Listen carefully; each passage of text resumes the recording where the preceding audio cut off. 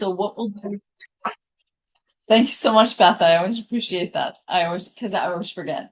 So hopefully everyone's fine with being recorded. If not, please turn off your screen. And then you can at least protect yourself in that regard. Let's start with introductions. We'll start here since the folks in the chat have already introduced themselves. My name is Mary Ellen Sullivan. I'm chair of the Brooklyn SWAB. Pablo Garcia. I do academic research. I'm a member of Brooklyn SWAB. Hi, I'm Michael Reeser. I am a member of Brooklyn SWAB and I work with Paint Care. Hi, Elizabeth Kazilla. I am a member of the Brooklyn Public and I'm interested in Brooklyn SWAB. Hi, I'm Bella Makari and I'm with the Hello, I'm Talbot. When Lacey couldn't make it today, so I'm here for their update and take some notes for it. And I'm Rhonda Kaiser, and I am vice chair of the Brooklyn SWAB. All righty. Well, tonight we are very lucky. We have an excellent speaker that was recommended by a member of the SWAB, Savannah Robledo. Tonight's speaker is Sue Fassler. She's Director of Sustainability at SUNY College of Environmental Science and Forestry. She also supports closed-loop responsible purchasing and material reuse efforts for the Center for Sustainable Materials Management. She also sits on the Tug Hill Tomorrowland Trust Board of Directors up in Lewis County, and she co-chairs the United University Professions Environmental Issues and Advocacy Committee and serves on the SUNY Sustainability Advisory Council. So, Sue, we're thrilled to have you. If you want to add anything further, please do. But if not, take it away. Awesome. Thank you so much. It's really a pleasure to be here. It's cool to see some names that I recognize and a bunch of names that are new. So I would love to keep in contact if anything that I say today sparks interest and we run out of time to discuss. Thank you for the great intro. I think the only thing I would add that I did not share with you is I always like to tell folks before I present that I've been at ESF for about 6.5 years, and my first many years here were spent supervising and advocating for a large portion of our operations staff. That included our grounds and custodial, fleet garage, and mailroom teams. And I always like to give a nod to that because they are the underrepresented voices that make all of the work that we collectively do actually move forward. And I think it also gives some credibility to me talking about operations because I lived in that world for many years and I'm kind of a wonky in the weeds person. So I always like to tell folks that I have a bit of that background as well. All right, I will share my screen. And if someone on the screen with the camera on could give me a thumbs up to let me know you're all seeing that perfectly. Awesome. All right, so today I'm going to give a brief overview of our various circularity programs here at ESF. And I'm going to first start by talking about, at a really high level, our sustainability goals at ESF related to zero waste and kind of diversion and maximizing reuse on campus. And then I'll flow a bit into some of our highlight programs related to those issues, but then do a really deep dive into green procurement and kind of talking simultaneously about single-use plastics reduction, because I think those two things go really well in tandem. And those are some of the topics that we agreed that I would discuss, but if I say anything that sparks interest and you want me to go into further depth in the Q&A, I would love to do that. So at ESF, we have zero waste and circularity goals that probably look very similar to those that you have and that many organizations have. We've got kind of our standard traditional 90% diversion goal from landfill and incineration. But more importantly for us, we really do want to see a 90% reduction in what we are sending to landfill and incineration. Because we can have a year like 2025 where we have a pretty solid recycling rate at ESF, which we do, but we are really seeing a huge uptick in what we're starting to throw into landfill and incineration after having a really nice dip for the last few years. So we like to keep a touch point on all of these metrics. And I have to give a shout out to the Center for Sustainable Materials Management here at ESF. I will share these slides and I've included links to some of these things I think you might want to look at more. But if you're not familiar with the center, it is housed at ESF. It was funded and is funded by the New York State Department of Environmental Conservation. And it's existed for the last 4 or 5 years. And it really seeks to collectively challenge the concept of waste throughout the entire state. And we have multiple different task areas related to, it's been a really robust recycling and education program, Recycle Right New York. We also have a wide variety of research going on related to compost and developing kind of the next generation of single-use products, which I don't love single-use products, but the center has a lot of touch points and areas to move some of these things forward in the future because some businesses are going to want to maximize convenience and try to lessen their impact at the same time. And the reason I'm bringing this up is because at ESF, we have the great benefit of the center funding some of these pilot programs that we otherwise might not be able to afford on our campus. And the center is starting to step up and do a lot more funding for external kind of facing grants as well, and has some really cool partnerships upcoming. And they're really looking towards downstate to build some of this capacity. So we'll be able to kind of touch more on that publicly in the coming weeks and months. So if you haven't looked at the center's website, I encourage you to do so. And one of the newest resources on there, this will really put in writing a lot of what I'm talking about today and go a lot more in depth. So this is kind of a case study of the last many years of work that we've done at ESF through the lens of the TRUE pre-certification program. So if you're not familiar with TRUE, it is the Green Building Council Zero Waste certification, similar to how they have LEED for green buildings. TRUE is your operational and also your construction and renovation set of guideposts for circularity. And ESF was the first campus in the country to pre-certify our operations at the holistic campus level. We haven't achieved the 90% diversion as a campus that you would need to get fully certified, but that is hard to do. It's one of our goals, but we wanted to take the first step to pre-certify to get a lot of this work in writing, because we fall victim to the same thing that many of you probably do, where we're grinding it out, we're fighting to get things done, and we're not telling our story. So we're missing the opportunity to tell folks the pitfalls, the things we're not doing well, but also the things that we are doing well. All right, getting into the meat of it. One of the best things that we got from the TRUE pre-certification process was access to the TRUE kind of diversion tracking template and spreadsheet. So before this, I was tracking all of our diversion through multiple streams on my own homegrown spreadsheet that was not nearly as functional and easy to use as this. So I really put in a plug for the resources that TRUE has to offer. So what we do here, we have multiple campuses at ESF. I've got tabs on the bottom of my spreadsheet for our Syracuse campus and every other campus. Every time we find an opportunity to divert another type of material, we add it to the corresponding column, whether it's recycling, organics diversion, trash. And for the first time this year, we've also been able to quantify our impact of reuse. So looking at this from just the front end, how you manage your data is really important. And it has now fed into our dashboard. I want to... Oh, wait, we have a request in the room here. Oh, yeah. Could you zoom in more on the spreadsheet? It's way too small. Oh, So you can see the categories. yeah, the categories, I'll read them off. I just wanted to show you kind of how robust it is, but also how streamlined it is. So our categories that we're able to track right now are our standard mixed recycling, metal, shredded paper, electronics, tires, car batteries, motor oil, kitchen grease, pallets, hardcover books, bulbs, ink toner, batteries, bricks. So the point of showing this was really that we have this really nice template that we can build out and expand to be as granular as we want, but it also makes it really easy to see your summed totals for those top line levels of diversion. Thank you. Yeah. And we also, you should have seen my tab switch to a dashboard here.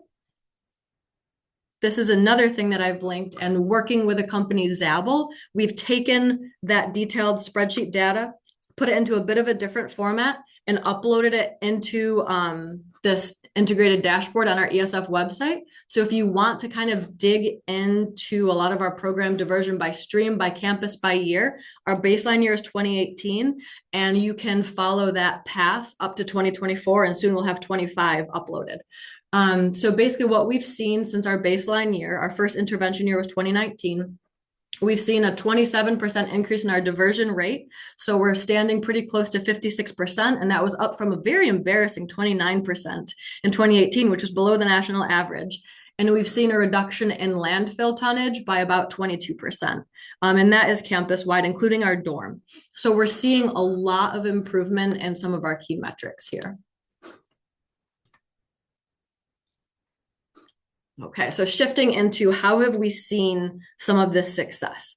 Something that people always are contacting me about, and I love when they do, is surplus property. And so I took these pictures in my first year at ESF. This dumpster greeted me in the parking lot where I park, and I was rather incensed because yes, there might be some broken office chairs in here, but there's a whole lot of really nice mid-century modern real wood furniture in here that was just getting tossed to landfill. And we do have some difficulty managing state assets, which I don't have time to get into today unless you all want to in the Q&A. So for a variety and a host of reasons, a lot of materials at state agencies wind up getting landfilled. So we're kind of taking a two-pronged approach at how to come at this. The first approach, it was really important in the introduction. I always like to champion the work that I do with the union because as a state employee, I'm not able to advocate for legislation, but putting on my union hat, I am. So a big reason that I stepped into wanting to co-chair this environmental issues and advocacy committee is to advocate for legislative change because within the state's finance law right now, there's no formalized way to donate state assets. So one of the things I would encourage everyone to look at are these institutional barriers that people have kind of long given up on and said, oh, that's bureaucracy. You can't possibly change that. 6 years ago, when I saw this dumpster, I kept asking, why is this happening? Why? Until I found the key roadblock was the state finance law. So now through the union, the governor will have the bill on her desk this month. By the end of the calendar year, she has to either ignore it, sign it, or veto it.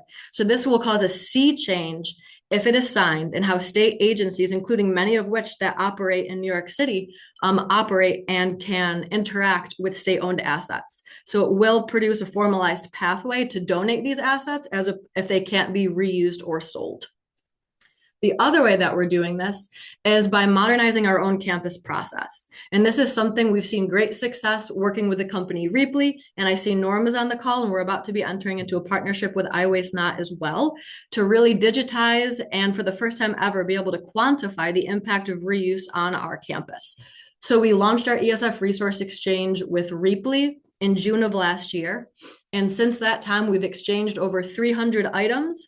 We have saved about $67,000 if we were to have bought these materials new. And we've diverted just over 11,000 pounds from landfill and incineration. So I can get a lot more statistics if people are interested in this. If there's time, I can show you kind of behind the scenes of what this platform looks like. But the crux of it is that any faculty, staff, or grad student on ESF's campus has access to the platform, and they can upload items that they have available for reuse by the campus community. And they must stay on the campus community because, again, they're state assets.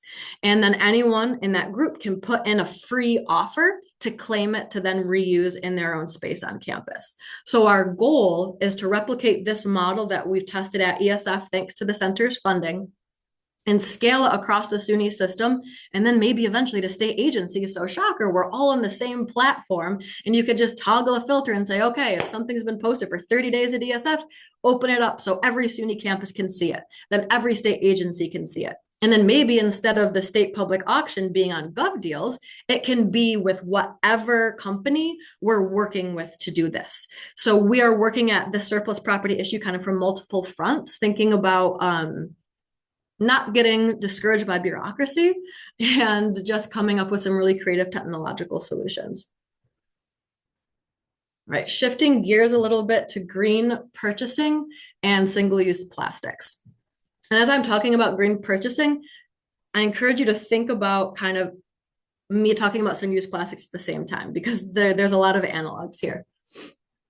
A problem with green purchasing and plastics and single-use products in general is that oftentimes when you're dealing with state procurement, state agencies, or even business procurements, you have really complex and disparate procurement guidelines. It's very confusing to know how and what to purchase and from whom. A lot of people have decentralized purchasing. It's very rare that there's one group doing the buying for an entire organization. And in general, people don't know where to go for green procurement information. They don't know what constitutes a green item. They look at a Staples website and see the green eco logo and they're like, yeah, I've got it. That's a green item. But that's what Staples or the marketers are saying is a green item, and it might not meet the requirements that your organization or your city or your state agency is defining for you. At ESF, we found a lot of campuses are going through this. We have a really high staff turnover, so there's a constant need for training and re-education, and people don't have mental space for one more thing. They want the easy option. They want to go to Amazon and they just want to purchase something. And then of course you have regulatory requirements. If you're a state agency, you have to purchase things in a certain hierarchy, in a certain order. And green procurement is often not included early in planning when you're doing complex procurements. And you can also run into the kind of argument of green purchasing is different from and not compatible with low bid and cost competitiveness. People always think that there's a premium on green products.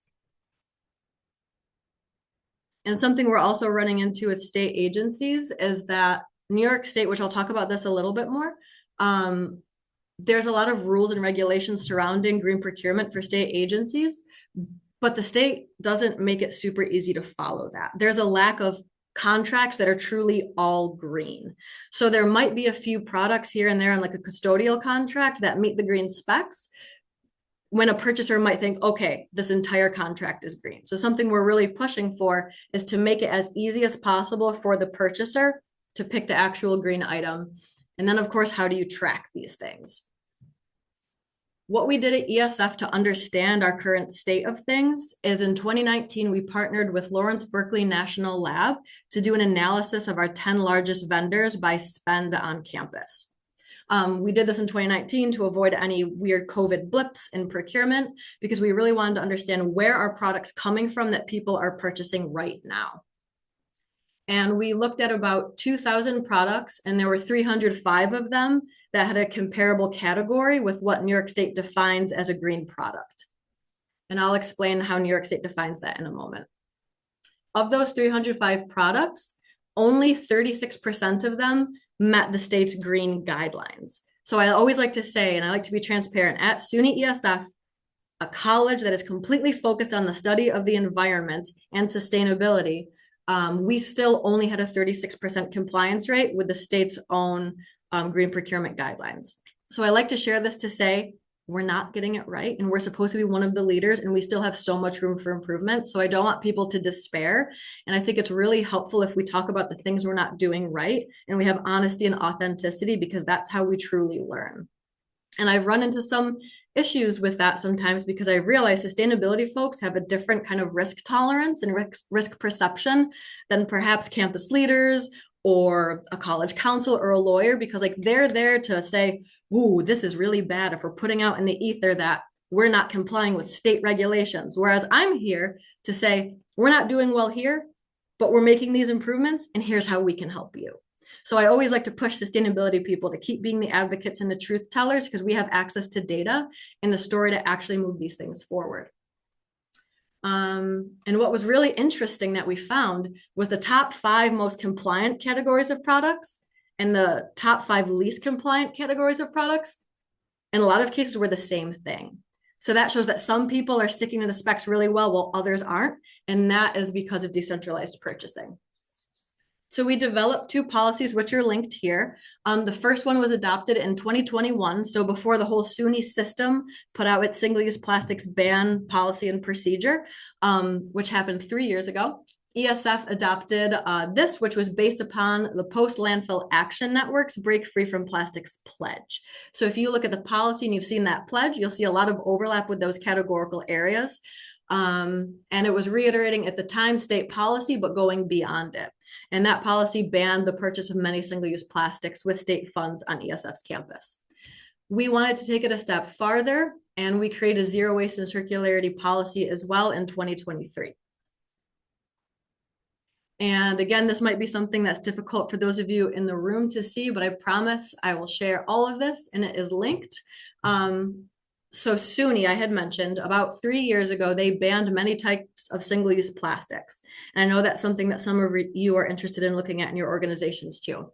So what we have to do now every year, this is our second year doing this, we have to do this horrible, but really helpful report for SUNY where we go through, I think it's over 75 different categories of items for all of our dining, all of our campus purchases. We have to request invoices from all of the vendors that serve us and report to SUNY in really specific categories like plastic resealable bags. How many did you purchase? What size were they? How many items were in a box? And how much have you reduced compared to your baseline year? So SUNY is tracking this not through how much did you spend, because prices can fluctuate so much. They are asking us to track based upon quantity purchased. And there was a lot of back and forth in that as we were developing this policy. It is difficult to get this data. And this is where students can be really helpful. We hire a student every year to help comb through these hundreds of invoices. And we've even learned to be super specific in how we're requesting that these vendors send us our data. Because the first year we weren't that specific and we got a lot of PDFs that weren't searchable. So something as simple as requesting an Excel spreadsheet or a searchable PDF and being really specific about what you need in there, that has saved us a lot of time and headache and streamlined this reporting process for us. I put the slide again up here to scare people because this right now is how New York State defines a lot of its green procurement specifications. So I'm going to put in the chat for you all. And I'd be interested with a show of hands with folks online. Who here has looked at or heard of Green New York specifications from the state? Okay, so I'm seeing a few hands. This is going to be a really great resource for you. I'm showing you the scariest slide first so I can then tell you the happy news. So New York State has set green purchasing specifications going back to 2008. So basically on that website that I've put in the chat for you, this is how New York State itself officially defines a slew of green products and services. Right now, there are over 100 product or service specifications, ranging from things as specific as acoustical ceiling tiles and panels, to batteries, to sponges, to computers, to printers, to custodial services, to pest management. New York State has taken the time to go through and define key things within each of these covered areas and to tell you exactly what standards and specifications you have to meet for New York State to consider this product truly green. And this one looks extra scary because this was an early iteration of the specs. The state is going through right now, again, working with the center that I mentioned before and other partners and experts to streamline these specifications to make them much less verbose, much easier to use, and to ensure that a market actually exists. Because what if we're saying that, I don't know, pink copy paper has to be made out of 100% recycled content and the market doesn't exist right now to allow people to purchase that? They've gone through and they're updating these specs in batches. They should all be done in 2026 to make sure that the specs are actually usable. And so then what we have to do, what we did at ESF is we were finding that a lot of people, A, didn't know about these specs, but B, when they did learn about these specs, they didn't know how to use them. So this is something we run into when we do plastic kind of phase outs and are encouraging people to buy either compostable products or reusables. You really have to do the research for people and you really have to create a guide. So we went through and we looked at, again, those top 10 spends with the vendors that people are actually purchasing at ESF. And we created a green purchasing guide that would align key products with those green specifications that I shared, and also at the same time align with the hierarchy that people have to follow in New York State with how to procure items. So we're pulling in 3 or 4 different sets of information and creating a really minimalist live linked purchasing guide that people can then use and keep referring back to. We also did a survey for people to ask folks how important the following factors were to them. Keeping in mind, again, we're an environmental college. So it was interesting to see that people were prioritizing cost and state purchasing laws. Actually, yeah, everything above sustainability. So sustainability was the least, like people still cared on a scale of 4, 2.94, so still pretty high, but sustainability was the least impactful thing for folks at ESF. So that will also tell you something about the general public. If at ESF that's one of the least important things, that shows the uphill battle that we have. And I also like to ask questions. What are your behaviors versus what you think your colleagues are doing? Because people have the bias where they're like, I've got it. I'm doing everything right, but not my colleague. They don't know what they're doing. So the truth usually lies somewhere in the middle. So we like to get a little bit creative when we're asking some of these survey questions. And another interesting result, we asked folks, how frequently do you reference those green New York specs? Because that is how New York State defines green. Most people said that they were referencing them. However, people who said that they were following these green specs also said that they don't use them. So we found a lot of tension in people saying, yes, I understand green procurement, but I don't use the specs. So that shows, again, there's a huge disconnect. And it's also, again, I said I'm wonky and I like implementation. You never know who has the capacity to change something that's really slowing you down. So I was in a meeting kind of lamenting that people were saying we can't do green procurement because we can't afford it. When sometimes the cost premium is like 0, 10, or 15%. Even if things are more or less equal, people were kind of using that out of cost. So I was lamenting about this in one of the Green New York meetings, and I didn't know, but one of the people who was responsible for updating the New York State procurement guidelines was in that meeting. And she reached out to me to say, hey, Sue, you're really gonna like our newly updated guidelines that were released about 2 years ago. And the important thing that happened there is that they updated the form, function, and utility definition. So that means like the bare minimum functionality of the product you're trying to purchase. So if I purchase X, it needs to do with the bare minimum this. This definition was updated to say any applicable legal obligations of the agency. And that tied in green procurement guidelines. So now state agencies have the ability to say, my baseline need includes sustainable procurement. So that takes a lot of this cost issue away, just being something that people can really easily jump to. And looking forward, I had mentioned that we're, as a state, trying to really expand the number of all green contracts. So if people are looking to ban single-use plastics and single-use items, create contracts that only funnel people to buy the things you actually want them to purchase. Keep the noise out of there. Really focus these contracts on the things you want people to purchase. And we also are shifting a lot from just general like credit card purchases to centralized procurement platforms where people actually log in and vendors have catalogs of items kind of pre-populated for people to sift through. We're putting educational information about green procurement on those platforms.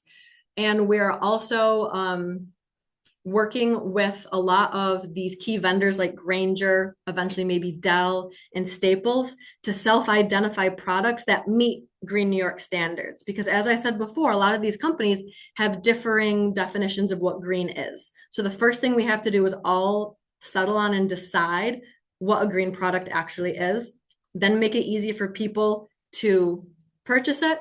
And then we have to be able to track it so we can see how well we're doing or where we need to improve. And the way that we're doing this tracking is through these things called sub-object codes. So when you purchase something on a state system, you have to go in the back end when you're reconciling your P card or you're issuing a purchase order to put in the set of numbers to say, I purchased item 57701. That is like a ceiling tile. So there are thousands of these sub-object codes. So what we did working with the University Controller's Office is to create a green 7. We call it Series 7. So any sub-object code that ends in a 7, that's a green product. So say you're going to buy 530012. That's your standard office supply. But if you bought 530017, that's your green office supply. So we're coming up with a way. So instead of doing all this manual tracking where we're scouring through invoices and purchase orders, taking tons of hours to do this, we're working with, yes, an imperfect system where people are doing this on our online platform, but we're working with a system that we have to kind of after the fact put in some sustainability guide rails to help us track things. And I'm almost at the end, but every year, again, it goes back to reporting. We have to report to New York State, and probably I would say now it's close to 50 of those green New York categories, what we are purchasing within each of those categories, what was compliant with the green area, how much did we spend on that product category in general, why were we non-compliant, and how are we going to remediate that? So I share this to tell you, I feel like we are being a little bit reported to death, but you can't manage what you can't measure. And it is really important. And I would not be going through all of this green procurement tracking and trying to get it right if I didn't have a report to do. So it's finding that tension and balance between asking people to report data, but giving them the space to get actual work done. So I went through that pretty quickly because I wanted to touch on multiple things to see where you wanted to take the Q&A. We can definitely talk more about circularity things. But for now, I will pause there. Good. That was terrific. That was a big download on really like the nuts and bolts of what it takes to really transition to a fully sustainable purchasing. So thank you so much. I was curious whether or not, like, I know this is still early days, so I would imagine, you know, what you're doing, like how many other universities are doing what you are doing with this kind of granular level of purchasing? We now, I mean, every university is supposed to be, because it is a state mandate that we report every year in these green spec categories. I think a lot of people are still doing it really manually because we haven't successfully got the word out there about these new tracking sub-object codes. But every university is supposed to be doing this. I don't think anyone's doing it really well yet, though. I have to be honest. Right. Okay. And is there like phases that you're going through such that like, okay, try and automate it, you try and create processes for adherence, and then even in the future, getting to working with building design to simplify and make parts more interchangeable. So I'm just curious where you see it going. Yeah, that's a great question. So I'll take that last part first. So something that we've developed because we realize, oh my goodness, we haven't even started to try to track our capital projects yet, our building renovations. Like we have no idea what that procurement looks like. So we did create a green procurement tracking spreadsheet where we just piloted it with our first kind of smaller scale building renovation, where we asked the design consultant to list everything that they're planning on purchasing for the project and align it and say, oh, there's a green New York spec for this. Okay, there's a ceiling tile spec. These are the tiles we're going to specify for this project. Sue, can you confirm that they meet the state's procurement guidelines? We went back and forth on like 7 categories of items. And it was a really healthy exercise. And something we learned was that our facilities department's standard for walk-off floor mats didn't meet the green New York specification. So we're now trying to say, okay, facilities, what other campus standards do you have for products that's like the best bang for our buck? Because we know if every project is buying these walk-off mats and we can get these right, that's a time better spent than these onesie twosies that we're adding to projects that we're not using all the time. So facilities is our key partner in tackling green procurement on that capital side. And as for how to phase in with kind of the general campus purchaser, in general, our procurement office is doing a solid job of clamping down on Amazon purchases because those are some of the hardest things to track. And we are funneling people into this. It's called the Jagger platform. That's our e-procurement solution that everyone is supposed to start purchasing through, and it kind of forces people to use state contracts. And we are working with that platform to integrate those green sub-object codes So now really the next step, I need to find the time and just rip off the Band-Aid. We need to do a mandatory training for all purchasers to really talk about sub-object codes. And I have to find a fun way to do it because it is a boring topic and people's eyes will glaze over. So we've got to find some way to do that, but it's really getting people on the front end as they're doing the purchase to code properly to say if something is a green product. That will save countless hours and make me actually trust our data so I can just do a spot audit kind of after the fact. Okay. That comes, there's just a question in the chat that was from before, but could the specs be integrated electronically to purchase orders requests in order to limit choices to those items that are compliant? That's sort of. Let me read that again and think that through. I know, does it mix? Purchase order request. So I think instead of, so that they all have a 7 at the end of them, in other words.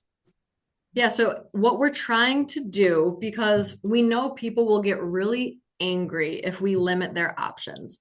So what we're trying to do is make it so that like Grainger's the best one that we've worked with. They are working on creating a new icon for Green New York compliance, and they're creating a catalog for our e-procurement platform.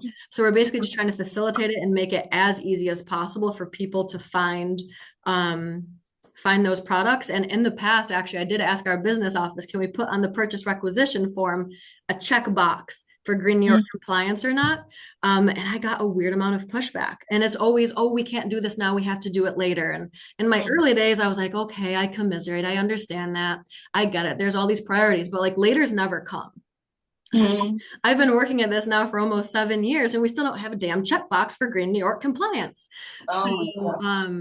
In an ideal world, absolutely, we could kind of funnel people that way. We're still trying to figure it out here at ESF, but we're making strides in working with vendors directly, I think. Oh. Did you have a question? Did somebody else have a question? Right now, in the room, yeah. Okay.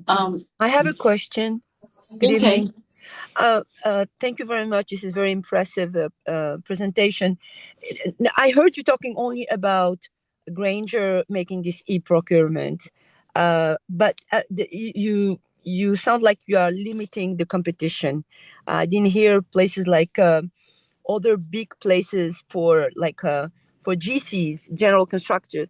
They won't go to Grainger because they don't feel like the quality at Grainger is the best. So maybe there is a combination of I don't know, Continental construction materials or like also you spoke about Staples, but there is also Office Max, I think. Yeah. So not limiting the competition, because you as you said, you want to give you do not want to limit the options for the people who are making the purchase, so you have to open it and maybe create this competition among all these big corporations and telling them you're going to lose markets, you're going to lose orders and pick cards purchases if you do not abide by this new green procurement. Absolutely. I don't know. Go into more detail. So the platform we have is open to anyone on state contract, and you are able to go out and buy off contract too. So I'm sorry if I gave the impression that the only thing on this platform was Grainger. Every state contract is able to have a module on there, and we still can go discretionary and into the open market as well. Grainger is just the first company that was kind of receptive to our overtures to be like, hey, do you want to self-identify products that meet the green procurement specs? And that is, you're exactly right. That's how we're going to pitch it to other big companies to say, whoa, wow, we are highlighting Grainger because of their willingness to come to the table and self-identify products that meet Green New York specs. And what we're also doing, SUNY did reach out to all vendors on the state furniture procurement to say self-identify the furniture that meets the specs. So I agree. I think we have to keep competition as wide as possible and really drive home the fact that, I mean, SUNY owns 40% of the building stock of state agencies. If you can make SUNY happy, you're going to have a lot of money. So we want to make it as easy as possible for people to buy your truly green products. Awesome. Amazing. Thank you. That's great. Sharon's got it. Yeah. Another question is, oh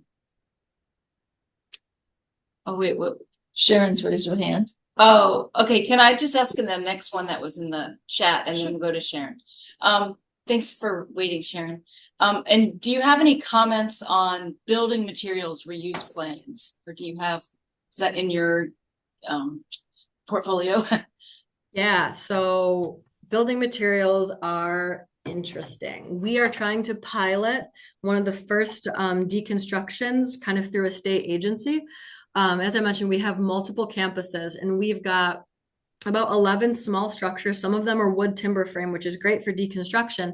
And we have gotten guidance from SUNY's legal counsel on the best way to incorporate this into our bid specs. So we're hoping that when we release bid specifications alongside a demolition kind of request for quote, we're also going to have a deconstruction request for quote. So we can, because we do have it in writing that we should be able to sell some of these state assets, because it's weird with these rules, because if we were going to demolish them, we would be kind of giving them a $0 because they're going to go in a trash dumpster and it's just going to go, we're going to have to pay tip fees to go to a landfill. So we're able to kind of wiggle through and say, once we deem something as contractor property, it's no longer a state asset. So then it's just finding the right contractor to work with that's willing to do deconstruction. And we also are hoping to start putting some of these materials, if we can scale up our reuse platforms across multiple campuses and state agencies, getting building materials on those platforms, because they're built for that. That's how a lot of these organizations started. And the other thing we do with our facilities team is we have a diversion planning and tracking spreadsheet that's included at every project kickoff, regardless of scale. And I go to that meeting to introduce the concept to the contractors. So before the project even gets its notice to proceed, they have to provide me with a spreadsheet. In theory, I don't always get this, but they're supposed to provide me and the project manager with a spreadsheet, self-identifying every type of material that they think will be resultant from that project. If it's wood, I want to know what kind of wood. If it's floor tile, I want to know what kind. And then they're supposed to tell me their best volume estimate, where they want to haul it.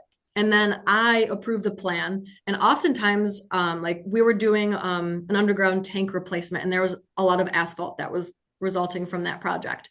And the contractor had all of the asphalt going to landfill. But we were able to identify a local market that could truly recycle that item. So it's been a really nice process. And I introduced myself as saying, I'm not going to be a purist that's going to ruin your project. If there truly isn't a way to recycle or ideally reuse these building materials, and we've turned over every stone, it's okay not to recycle it. But then every month they have to give me with their pay app what actually happened, because we know what we think is going to happen in theory land is very different from what actually happens on the ground. So every month they're supposed to tell me, how was this material actually managed, ideally with a weigh ticket, but if not, with a volume estimate, so we can use the EPA's conversion factors to then do our best guess at diversion kind of tracking. So we haven't really gone into the world of material reuse yet. I've been more focused on a lot of the recycling end of things, but my heart totally lies in reuse. That's awesome. But should I just ask, what was the state finance law that is pending? So, can you put a link into it in the chat? Yes, I saw that and I'm really excited. You just did. Oh, perfect. This is the Assembly bill, and let me put the Senate version in. So this passed this legislative session, and it basically is just amending state finance law 167 to create a formal process to allow for the donation of state assets if they can't get reused at a state agency or a campus, or resold to the public via gov deals. Because right now, a lot of these things just get landfilled because it's a one-off, difficult process to get approval to donate things. And again, I think the intent of this antiquated law was good. They don't want to see waste, fraud, and abuse of government property. But I think it's an abuse if we're throwing things away. Because think of one example. When people leave things at DEC-owned campgrounds, that becomes state property. They can't donate it. It gets thrown away. Think of the access that we could provide at affordable price points if the DEC could either sell or partner or donate to organizations that are trying to get camping materials to people who otherwise might not have access to them. So I don't think this will be controversial. I think we have a good chance of getting it signed. Okay, good. Someone was asking if you need any help in terms of turning up the heaps. like to get the governor to sign? And is it the end of this calendar year that she Yeah, has to sign? end of the calendar year. Yep. Okay. Yep. So I mean, if you want to reach out to me, Allison, I'll put my email here. Yeah. I'm a believer of the more people that care about an issue and reach out about it, the better. I have folks in DEC who also really want to see this happen. So yeah, thank you for asking that. And NICE R3, if you're familiar, it's the New York State Association for Reduction, Reuse, and Recycling. This was one of their legislative priorities as well. Oh, that's great. All right, terrific. And we could write a letter. Yeah. So also That would be legislative, amazing. yeah. That would be Yeah. amazing. It would change so much.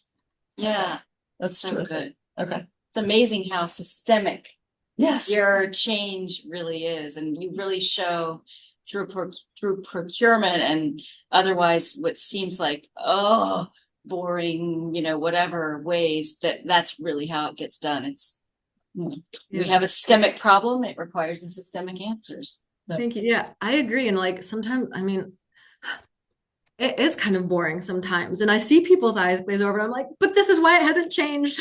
Like I we know. have to stick with it. We can't give up. People expect you to go away. Like we just can't go away. We have to just be there. Yeah. Just keep talking about it. So Yeah. I'm not saying it's boring. When Oh, you no. talk about it, No, it's I know not you're boring not. at all. No, Yeah. No, I got you. Thank you for what you're doing and for also being such a good messenger. Right. No, terrific. Yeah. And yeah, Sharon, please go ahead. Yeah. Ask your quick question. Great presentation, marvelous work that you're doing. I noted that you said that going over this stuff, presenting it can be boring. Mm-hmm. And you just mentioned that people lose interest because it's not so exciting. What if you turned it into a contest where people are competing to get the highest score on sustainable procurement? And then the other thing about deconstruction, have you worked with Dave Bennick for Deconstruction Dave?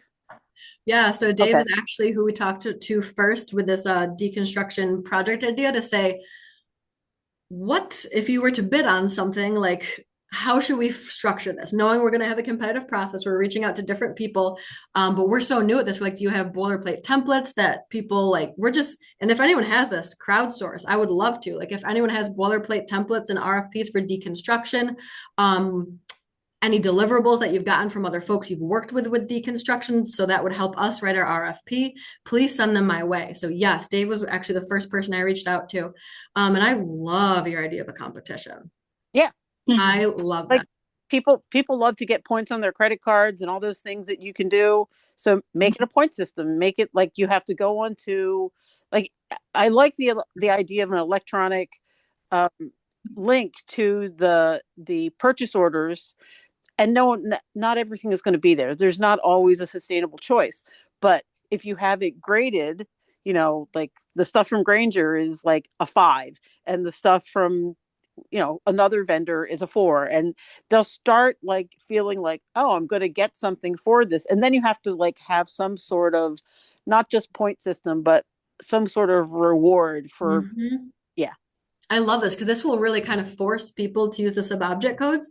And maybe people are sick of ESF bookstore gift certificates, but we do have like non-state funding, like from our college foundation, we can tap into. Maybe I can give you, the individual, a gift card to like, I don't know, a Visa gift card or something, or to like a local co-op. So we're supporting local businesses, but I love that idea. Well, maybe Grainger would want to throw in some stuff since like use your partners to like donate the things that are the prizes that have a desirability to them. I love that's that. Great. Thank you. That's great. Thank you, Sharon. We'll have to have a separate meeting where we're iterating new solutions and new ideas. Great. Any other questions? I have my hand up. Oh, please. Yes. Okay. So, Sue, you said that you didn't yet reach the point where you can reuse materials. So my question is, for when deconstruction happens, the wood should be, I imagine the wood should be should be easy to recycle and be reused around on other construction sites or construction and stuff like that. Yeah. So, yeah. So I should say too, and I actually have a really great example. Let me pull this up right now really quick.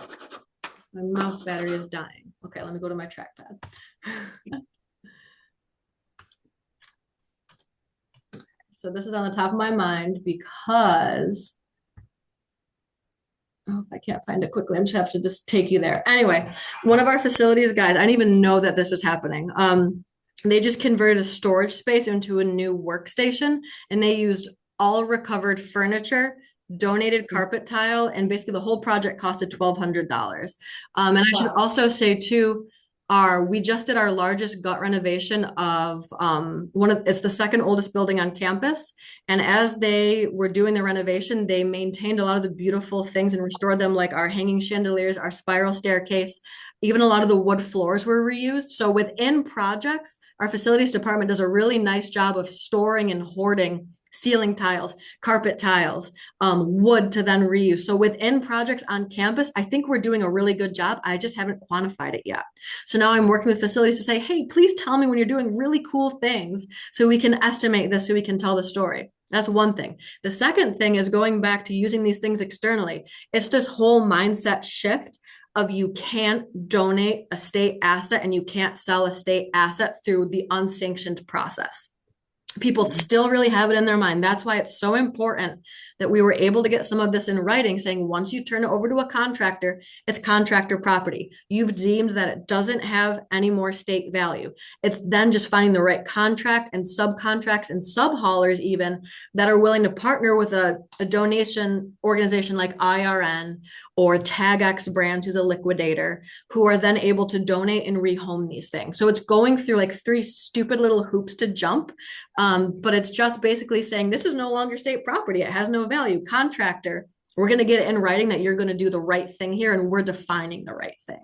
So that's still something we haven't had a huge renovation since we've kind of had that epiphany, but we have one coming up. So we're really, and I have to still get this in writing, but I did get approval verbally from a key state agency that if we have a tight timeline and no room to store assets that might hold value, we can jump the surplus property process to potentially do an on-site liquidation sale because the money would drop back to SUNY in the state.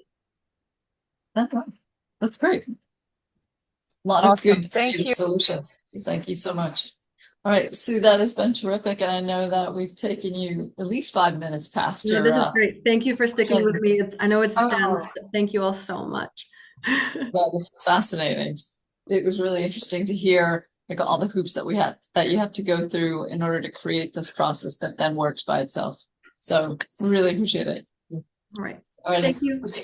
Thank you. Great You, of evening, course, are welcome to stay, but we understand if you want to get the rest of your evening back. Gotta get But, home to the thank you so much. toddler. Okay. Get that hug. Fantastic. But Yeah. thank you. Sounds Bye good. now. Take care. Bye. Bye-bye. All right. Terrific. All right, everyone. Well, next up, we have the update from the Borough President's Office. And we have Tom. If you Yeah. want to introduce. Yeah. Hi, everyone. My name again is Tal Litwin. I'm the Planning and Policy Analyst for the Borough President, and I'm here on behalf of Lacey, who sends her regrets that she could not make it, but she did leave a few notes for me to share. She is working on the Borough President's testimony for the December 9th hearing on the Solid Waste Management Plan, which we will also send to DSNY before the December 16th deadline. And the draft is now primarily focused on waste equity, commercial waste zones, improving diversion, and achieving zero waste goals. And we also plan to submit the intro 696 report as an addendum to both testimonies. Terrific. Yeah. All right. Great update. Thank you so much. All right. Let's see. Any questions on that? Moving on. Next is coalition updates. And Sherry, if you want to let us know what's going on with Save Our Compost. Sure. Hello, everyone. I missed the last meeting, so other folks, please jump in. I was just reviewing the notes. I know there was a lot of talk about the swamp updates and the hearings and working around that. So I'm hoping someone who has more information will do an actual update on that.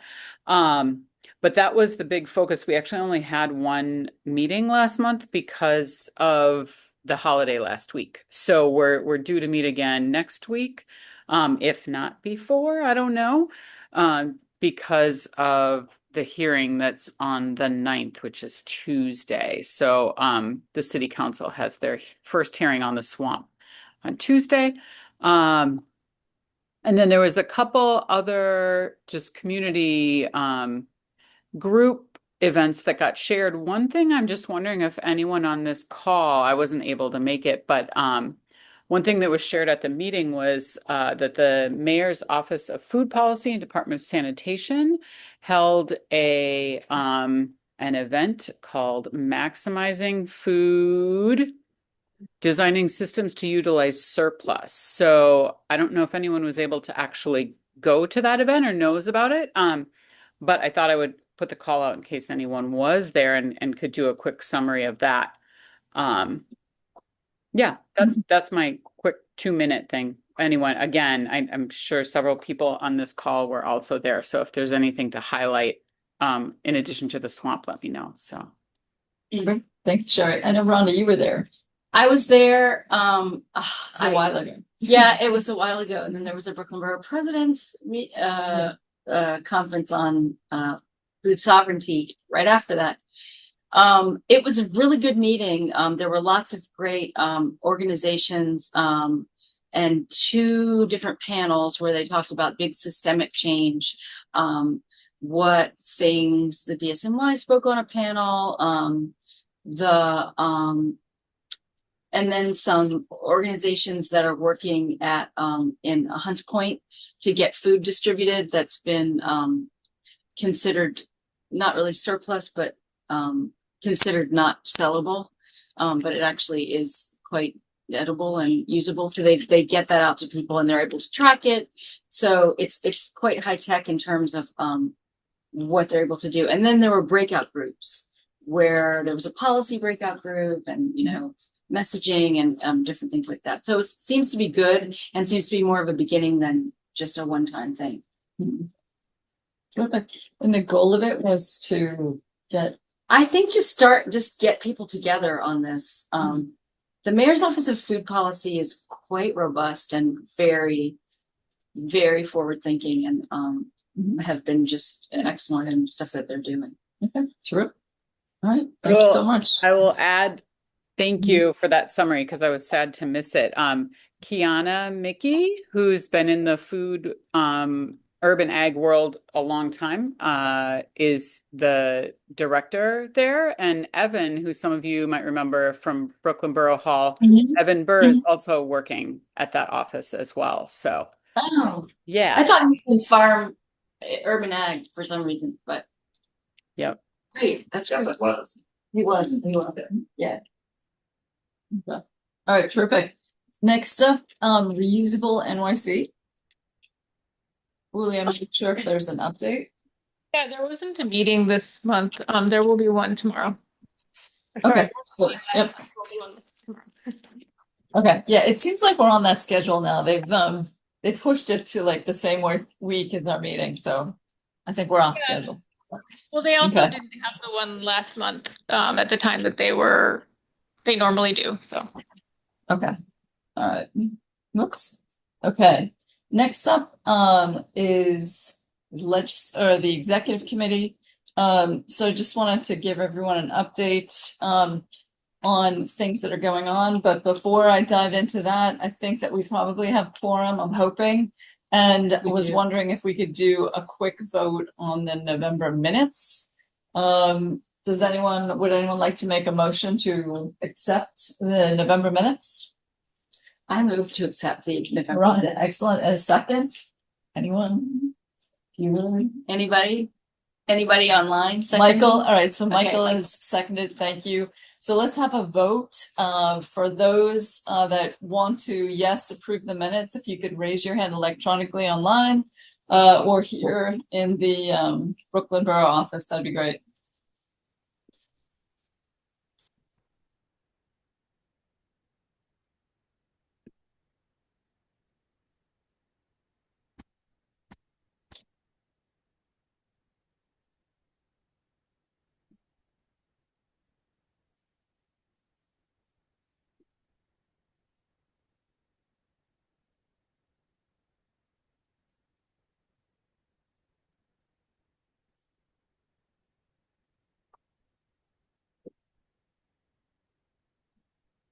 We have a majority. That's our camera. Yeah, I was Okay. counting. We have a majority of the quorum that's here who have raised their hand.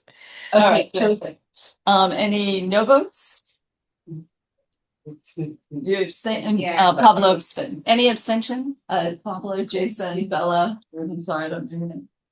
Oh, Sophie, all right. So some abstentions here. All right, so all good. It passed, and so we are now ready to go.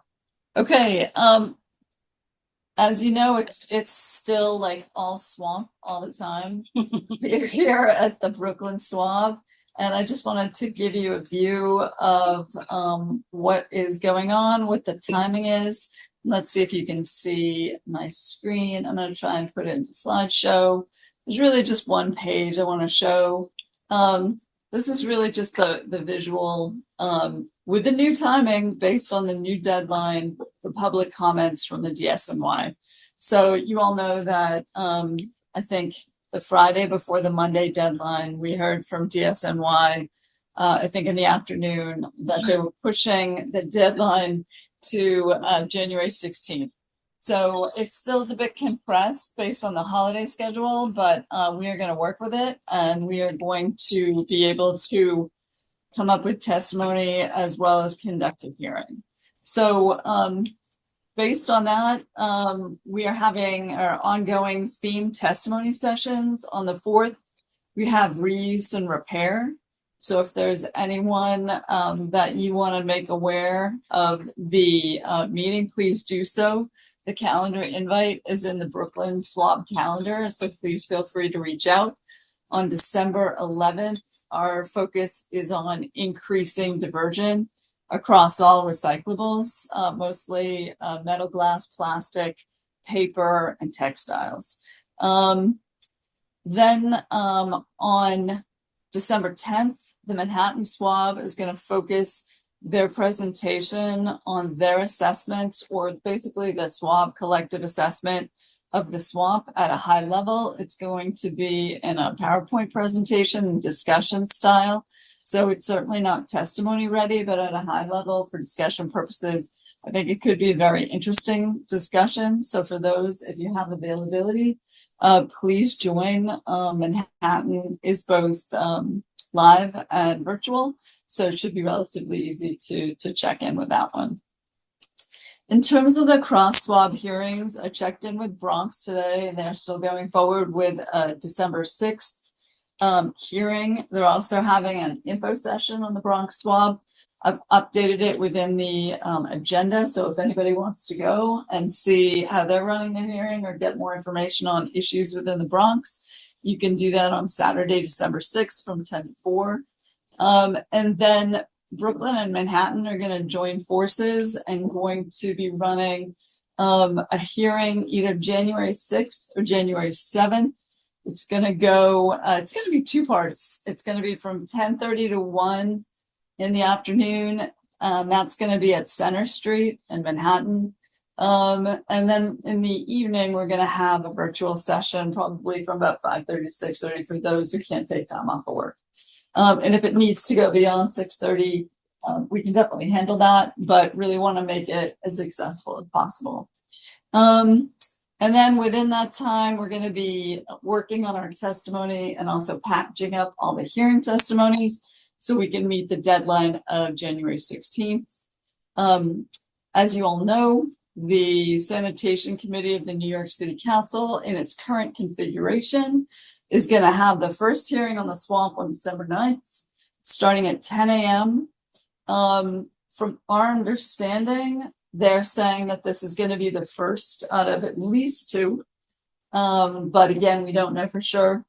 And with a new speaker of the city council, there will be new committee assignments and most likely a new sanitation chair. So that will all shake out in the first half of January. And so hearings won't recommence probably until the second half of January. So again, we've got an arrow. The timing is uncertain, but work will most likely continue through the second half of January and beyond. So that's where we're going. So please for those that can, please reserve some time on January 6th or 7th. As soon as we get a finalized date from Manhattan, from their borough hall or their city hall, we'll let everybody know and reserve time on the calendar. So, any questions? Who's watching?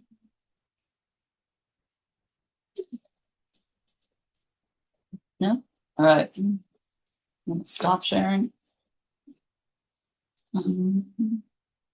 Go. Okay. So that's the update on the swamp. Let's see.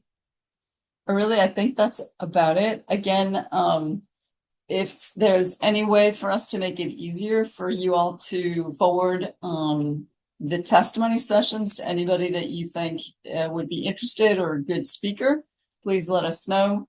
I sent out the last invitation for December 11th today, but again, it is in the Brooklyn SWAB calendar, so everyone is able to access it. Who's a member of the SWAB, or even just a visitor of the Brooklyn SWAB website. So we are set. Okay.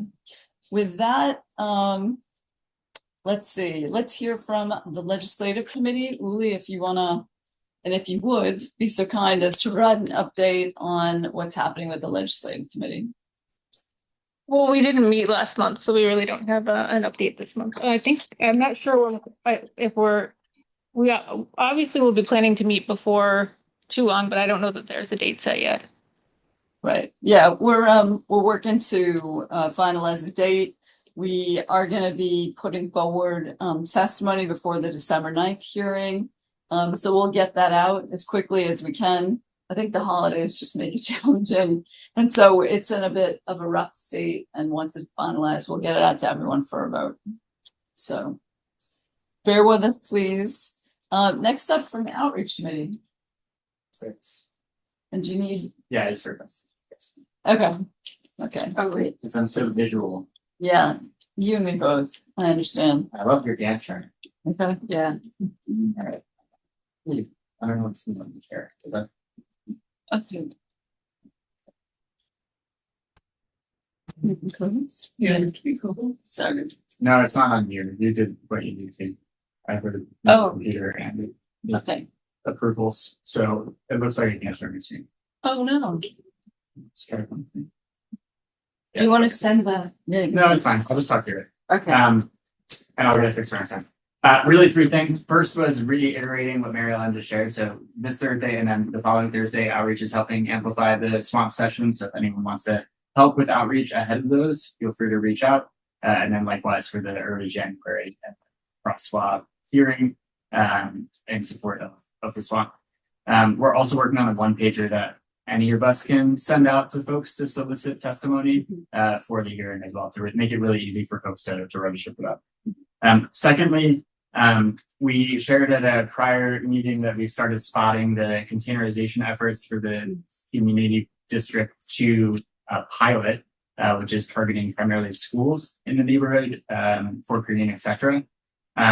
If anyone sees them at schools, feel free to reach out. We'd love to get in touch with those schools. We started just some cold outreach to sustainability coordinators at those schools, really to get feedback on how the containerization has been rolling out, and then B, use that as an in to form a relationship with some of these schools and to get students involved in some of our work as well, and share some of the data that we've been doing with them as well. So if anyone has relationships with schools that are in CB2 or maybe enrolled in that pilot, definitely be in touch. Would love to work with you to reach out to them. And then we're also exploring an e-waste volunteer program with Brooklyn ROT through Brooklyn's Leaders High School, which I believe is in Bushwick. So we'll have more information on that soon as well. But that'll be a community e-waste program, I believe, once a month initially to help promote recycling for that.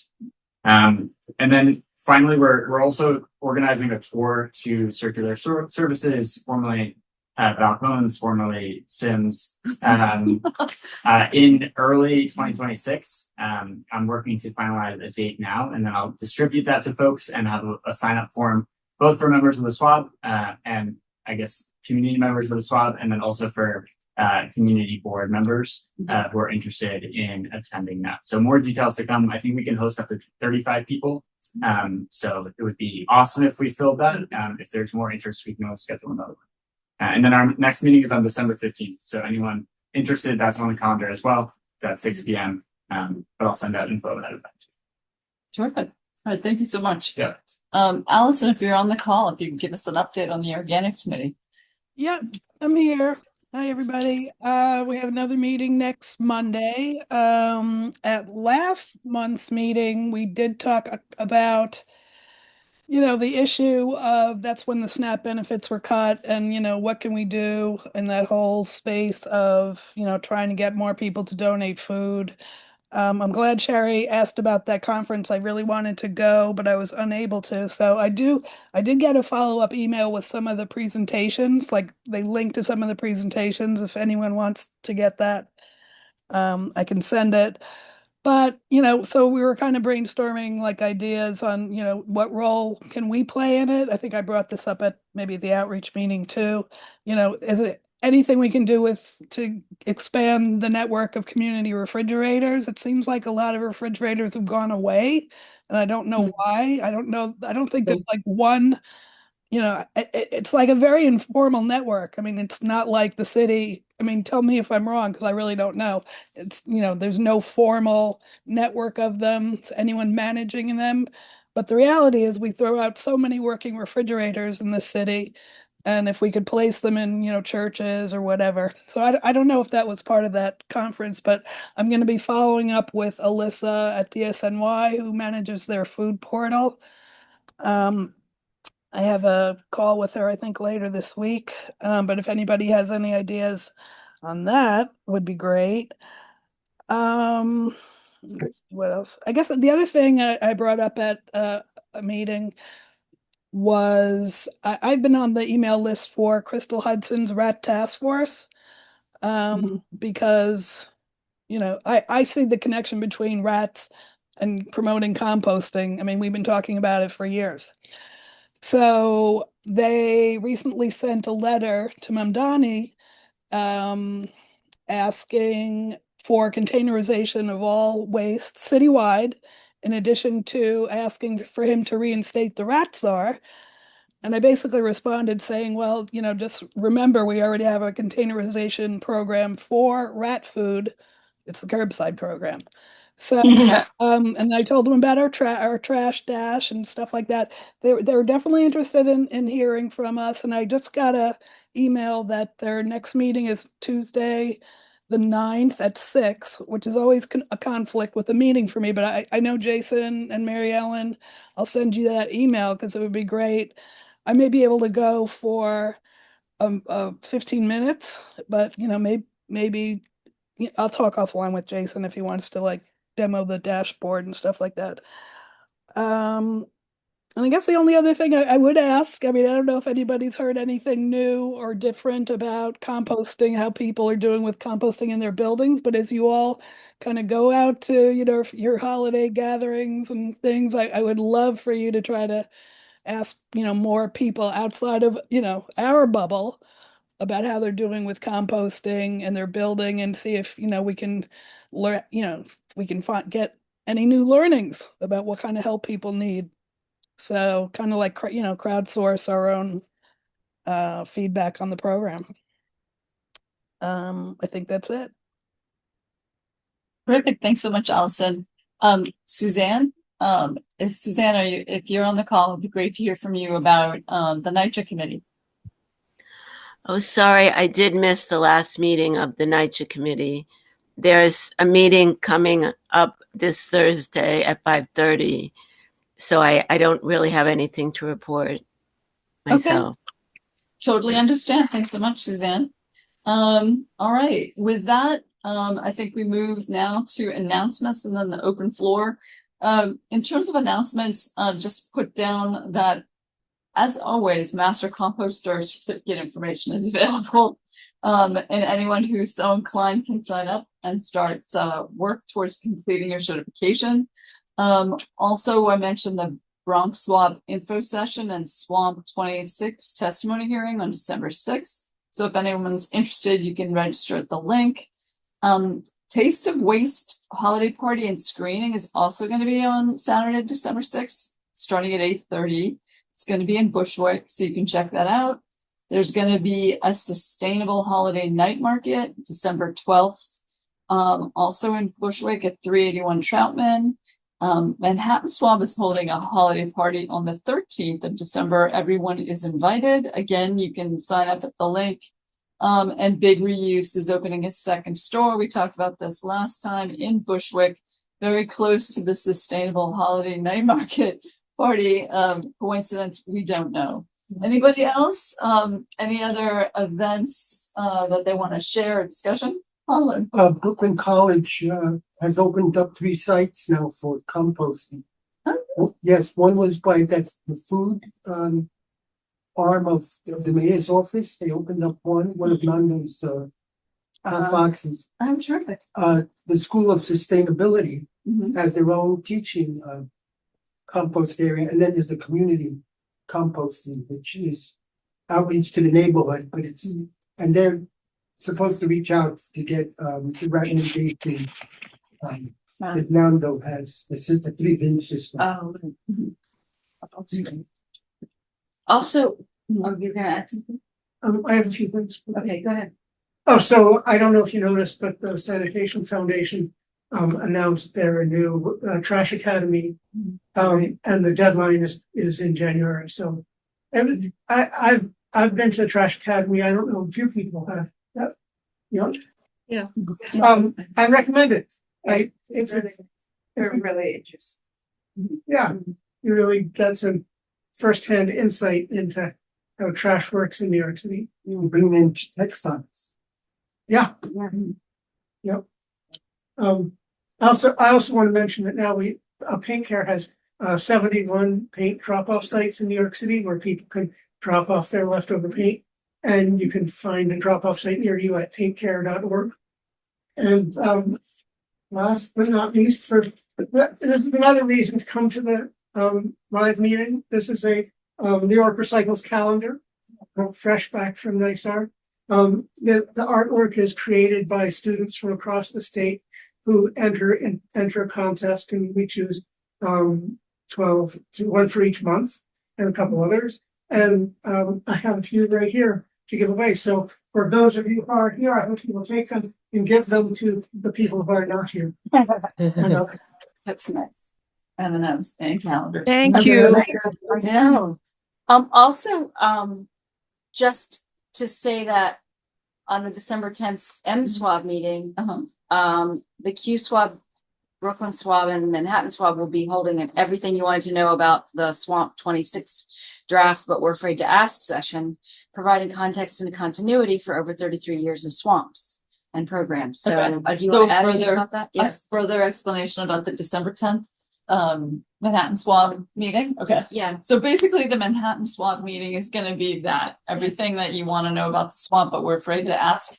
So please take your questions there and be ready to stump everybody. All right, great. Anybody else? Anyone from the Zoom world?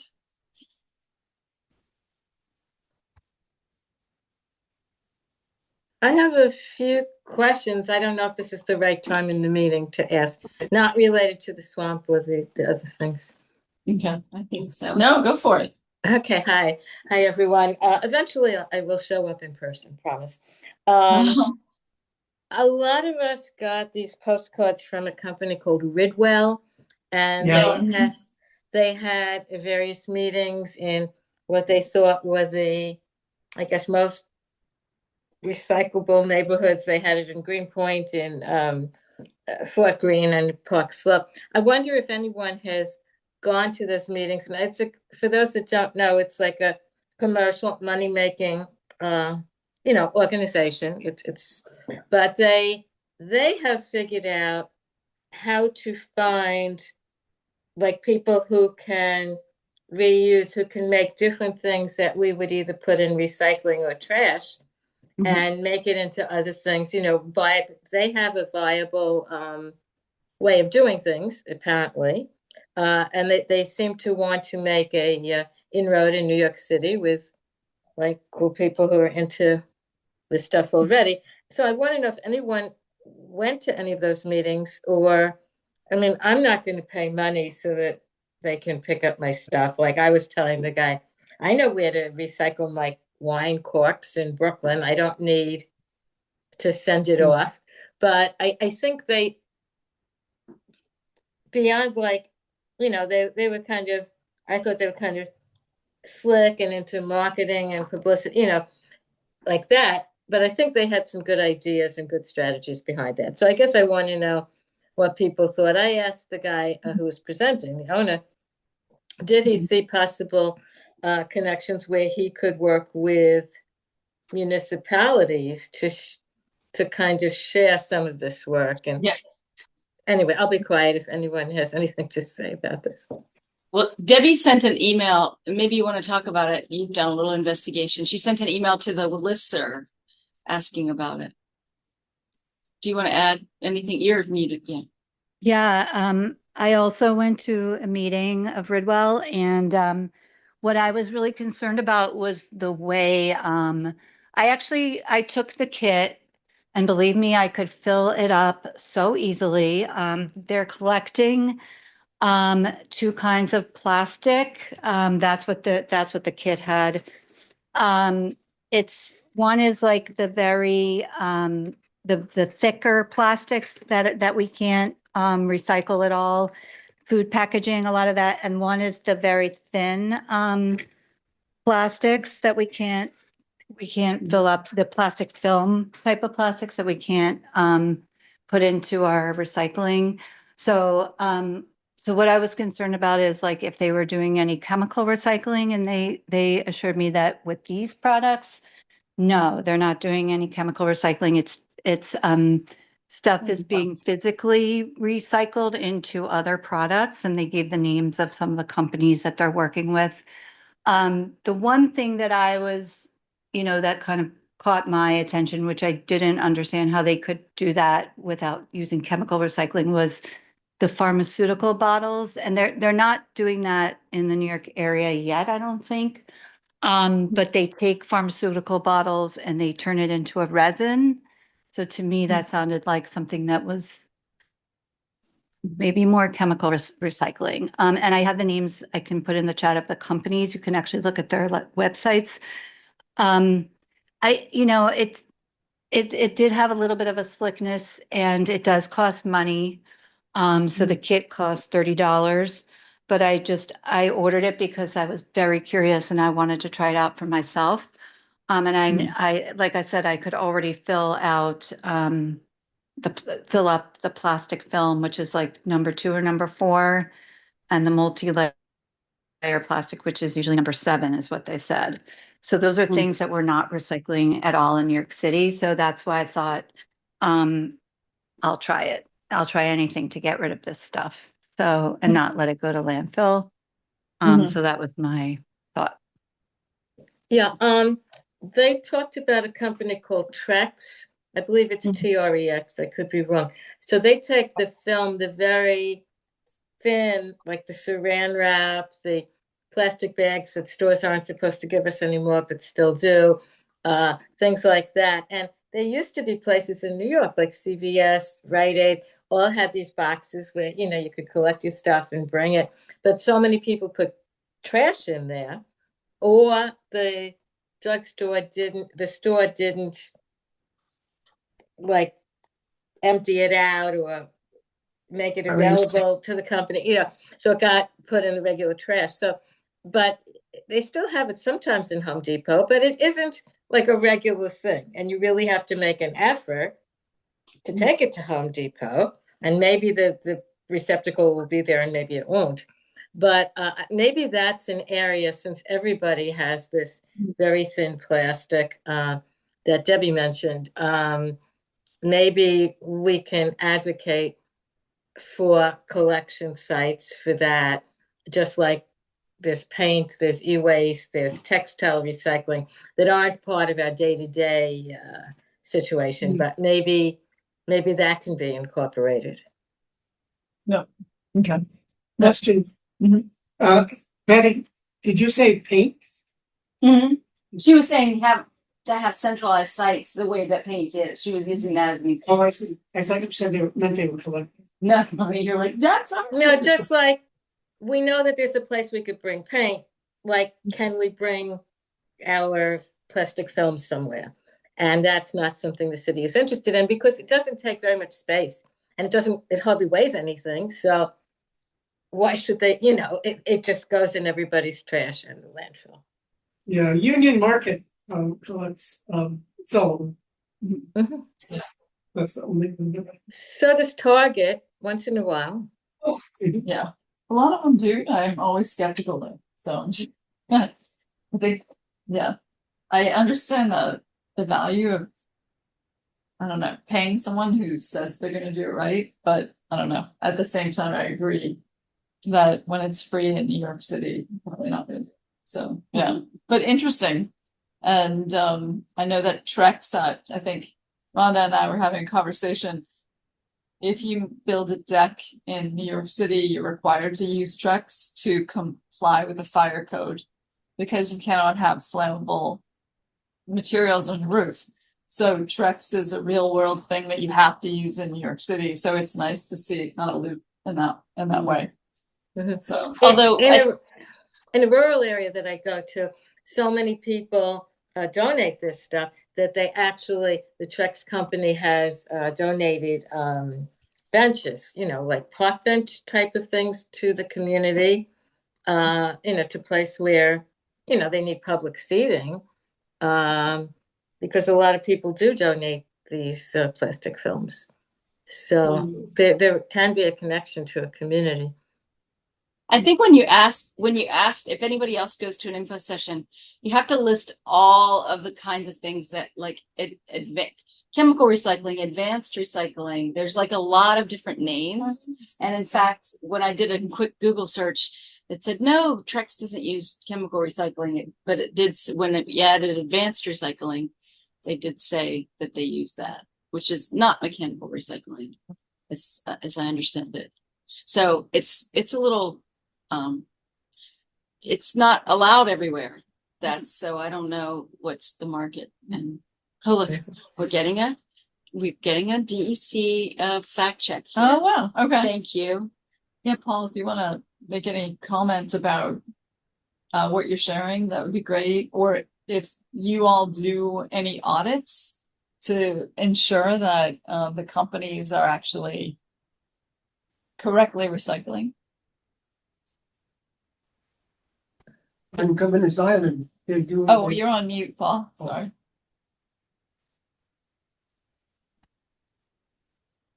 Hear me? Oh, yes. Okay. Yeah. There. I shared the link with the law. If there's a store over 10,000 square feet, or if there's a store that has 5 stores with more than 5,000 square feet, they're supposed to have a plastic bag or a thin film recycling easily accessible that the public can see. Like Target usually has them when you first enter, but they should have it. If they don't, you can let us know and we can make a phone call or we can do an inspection if they're not meeting. If the store does need to have it, it should be easy enough for you guys to find. So, thank you. Do you ever do any audits to check what they do with it? Is clean. The biggest thing with those is just getting, keeping it the stream uniform and clean so that trucks can use it. But yeah, the thin film is really usable and the truck's material is very durable. So it is a good product. It's just a matter of getting a good, clean, separated, recycled product to use. All right, great. Well, thank you so much. That's great. Sure. Yep. And Pablo. On Governor's Island, they have a circular demonstration out of a container, and they were taking film cans, I think number 2 high density plastic, and they were using the rotational plastic mold making, like the ones they used to make the Jersey barriers and all that, and they're making furniture out of it. And it's all run by solar, 10,000 watts of solar energy. So if you want to go to Governor's Island, it's good. Terrific. All right. Anybody else? Thanks for that question, Betty. Yeah, that was a good one. Question Mhm. to the DEC person who just spoke now. Just a Yes. question out of curiosity. All these recycling plastics, is it possible to, maybe it already exists, to comment dire, to recycle them into the filament, you know, that you use in 3D printing?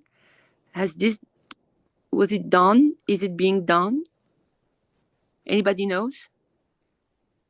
To my knowledge, no.